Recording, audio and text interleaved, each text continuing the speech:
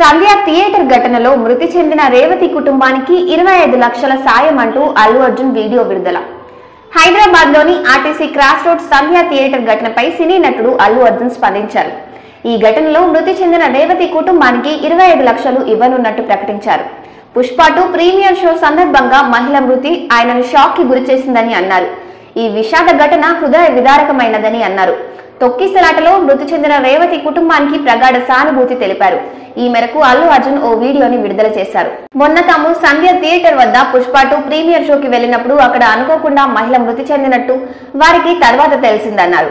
ఈ విషయం తెలియగానే ఆయన, దర్శకుడు సుకుమార్ సహా టీం అందరూ షాక్ కి గురయ్యారని అన్నారు.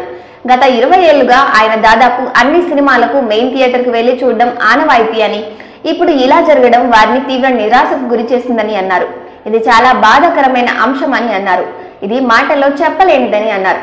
మొదట రేవతి కుటుంబానికి వారు ప్రగాఢ సానుభూతిని తెలియజేశారు.